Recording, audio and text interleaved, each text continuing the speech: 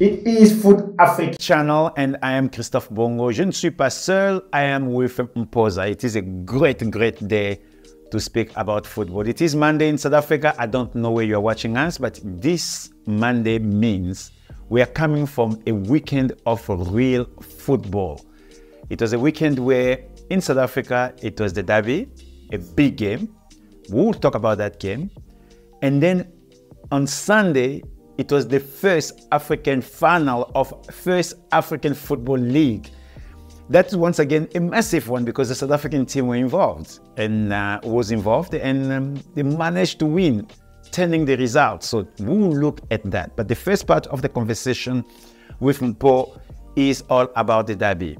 And I don't know why I'm keeping saying it is about the Derby. It is about PSL. So Mpo, let's welcome you first. And thank you for having me. You look very tired. The celebrations went on wild yesterday. But you started your day since Friday. Well, started on Friday because you got to get the logistics ready for going to the Derby. If you've got people that you've invited that you're hosting, to make sure that everybody's aligned, tickets are in hand. If it's people that have not been to the stadium, you want it to be a nice experience for them. So you get there, you are able to organize, make sure that everybody is there. And then, because there's two aspects to the Derby. It's a football game that has 3 points, but it's an occasion that people want to experience because this is an event. I mean, I read a comment which was made by Brian Baloy where he said, the Derby is like the Durban July. Of football. Of football. People may go to Durban but not even know there's a horse race. No. They don't even see the horse race. No. There are those who don't even see Greyville race course. No. So the Derby played. There are people who looked at it and yes, but from a footballing perspective, what did it deliver? Was it a good curtain raiser for football? Was it good in terms of the league positions of the two teams for the players?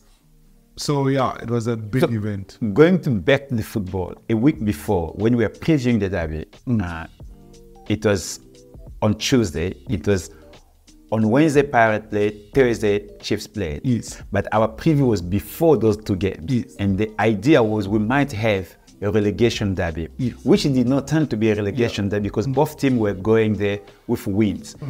Do you think the results of those games before the derby played a big role in this? Look, I think what you've got two teams that are coming under pressure from their supporters base. These are the two largest supporters base of where they are. You came into the midweek games with a lot of L's and not convincing football. And now you've got to be able to say, where do you go from here? And what the teams did by winning. One, it gave coaches a lot of breathing room to be able to prepare. So it took some pressure off them. Yeah. But what then happens is that you now start to focus on the Derby. Yes, you're coming off a win and hopefully you're going, do I play with the same players? Do I play with that big question formation? And how do I set up? Because from a coaching perspective, you want to shut out the event that is the Derby. You want your players to focus on, this is the 3 point that we need to be able to get, to be able to climb the game. How do you shut that up? Because when I look at Kaizer Chiefs starting 11, the moment I saw Itumeleng Khune starting, I immediately knew, as a footballer, we are playing the event here. We're not playing football. And that's the thing, you've got to be able to say, look at the event, do you play the event? And if you're playing the event, you stand in danger of sacrificing the 3 points. Yes, and that's what literally happened because now you've got the right back from Quinica who was playing right back and you've got Itumeleng Khune that's playing. Itumeleng Khune is a legend of South African football. Yes. Itumeleng Khune has done phenomenally well in his career. But you've got to be able to say, is he or should he still be the number one in Kaizer Chiefs? His performances, he hasn't kept a clean sheet ever since he's been starting this season. Every game that is played, Kaizer Chiefs has conceded. But yet he comes in to give confidence to the defense. Does he get? No, but that is the reason why the coach selects him to play. No, but I haven't kept a clean sheet. How am I giving you confidence? So a striker gets confidence from what? From scoring. For scoring. The goalkeeper has to clean the clean sheet. What was the last clean sheet that Kaizer Chiefs kept when Itumeleng Khune was scored? We go back to the game. It was all about 3 points. The log is not looking pretty for Kaizer Chiefs. they've got 2 teams below them. Where they are standing, they are sitting at the moment, it is 10th position. Yes. 2 teams below them that can pass them is a TS Galaxy, can overpass them because they play less. Stellenbosch can pass them. So immediately we are saying Kaizer Chiefs dropping to position, which is in a position 12. And I think those are the things that you've got to look at, because now they're facing the reality of a following situation. They got rid of Mulifintek, got an interim coach. Is the interim working? We don't know. No, it's not working. No, we don't know. Lost 2-1-1. No, we see what's happening. Lost 2-1-1. You were hoping that that's going to galvanize the team and be able to give you results and buy you as management enough time to be able to find the coach. Do you think he won that job? I don't think it does. So it's okay. But you're hoping that while you're looking for a coach, now there's pressure on management. Get us a coach as soon as possible. Yeah. If he had been winning, he buys you breathing room, because now the supporters base will be saying, we beat Pirates and we won midweek against Spurs. We are now climbing up the log. We are number 8 or 9. So, but now you are going, I'm seriously looking at number 10, which could possibly be number 12. I'm looking at here. December will be a crazy month for football in South Africa. PSL is playing until the 30th, which means December, everything is getting in. Their very next game for Kaizer Chiefs, it is against Moroka Swallows, and then followed by Polokwane City, and then Richards Bay. Those 9 points are not easy to collect. We were with Lufuno last time here. I'll still remember that. I'll play that clip one day. He gave us that out of the 15 points, they're going to collect 12. So already one is, Well, 3 point is gone. So the football itself, were you hopeful that we're still seeing the best of Soweto playing? no. Okay, can you quantify? And I'll give you that. Forget what the current season is happening. Just alone by looking at the past derbies, they haven't been exciting. It's been won by a Yusuf Mad goal. It's been won But this by weekend was exciting.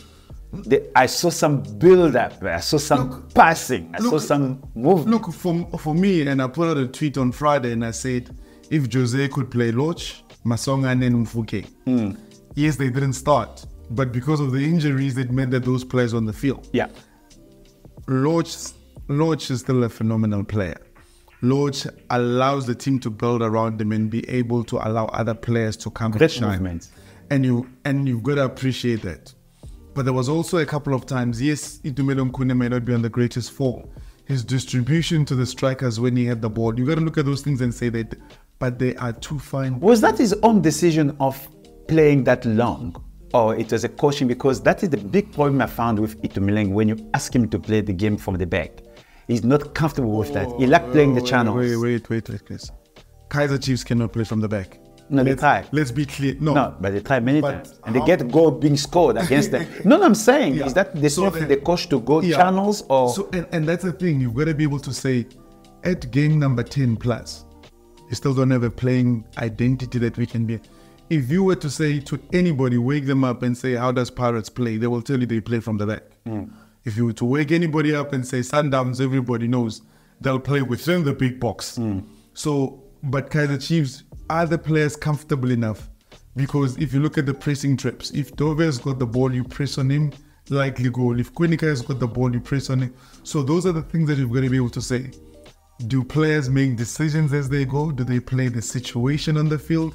And I think it was players playing the situation on the field rather than that being the formation of the club and the way that they're playing. Coming to 12th of December, do you think Kaizer Chiefs will be in top 8?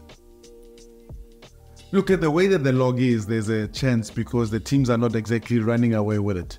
If you get 3 points, you can climb all the way up to number 6. Orlando Pirates? Top 8, yes. Between the two teams, which team you think might lose their coach before we go to Christmas?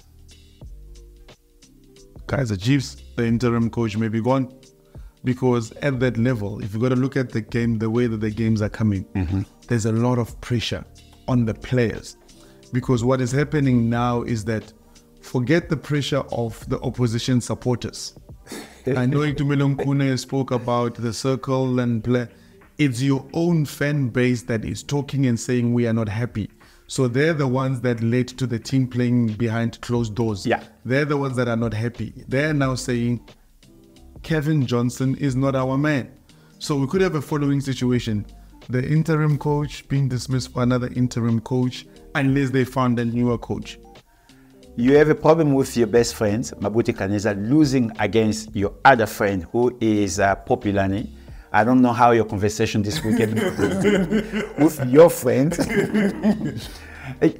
The Amazulu, I read somewhere you wrote about Amazulu coach going through his business quietly. Yes. What did you mean by that? So you've got to look at when was the last time you looked at Amazulu in terms of from a playing perspective. The last time anybody from a media perspective, has there been hype about Amazulu? Yes, unfortunately there was a player that passed on. Our condolences to the team and our condolences to the family. But they've just gone quietly, collecting enough points to be able to be in the top 8, collecting enough points. Gavin Hunt method. I mean, it's those things where you say, go on about your business. When you play the big games, everybody watches you. Yeah. But when you don't play the big games, when you play the Polokwane cities, you want to be able to get points. So they are doing something correct there, which is good. You and I will play football, and when you're fighting relegation like I did when I was at Supersport, it is important for you to win against the teams around. Yes. Cape Town Spurs, they beat a big, massive team in South Africa, and they're losing against Bay. Yeah, I don't understand how would they survive? So let me give you the difference of what happens between the two teams. When you're at Cape Town Spurs, you get 3 games. In fact, 6 games when you play Chiefs, Pirates, and Sundowns, home and away. You can lose them, that's gone. But it allows you to be seen. It lifts you up. It lifts you up because you want to win those games, or you want to put a good performance to market yourself, right? But the business is what you do outside of those games to be able to stay in the league. The difference of being a Chiefs player, Pirates player, and a Sundowns player, you must be on top of your game every single game because everybody wants to take you down. But why Cape Town Spurs can't beat Richards Bay? Because what motivates you when you're playing Richards Bay? 3 points. Well, we don't have it. We get only 1 3 point. Well, can we get number 2? It should, because what it should have done is you've beaten Pirates. You've beaten the MTN 8 champions. You've played well against Kaizer Chiefs. Now you should be able to say, let's keep the momentum going. The technical team needed to push on that. And they've now... Let's move. Supersport. Gavin Hunt, you bet on him to get 3 points when there is a derby week. Yes. Gavin Hunt dropped 3 points here. What was the story there against Sekhukhune? I think Sekhukhune are going through a transition at the moment because with Brendan Truter no longer being the coach.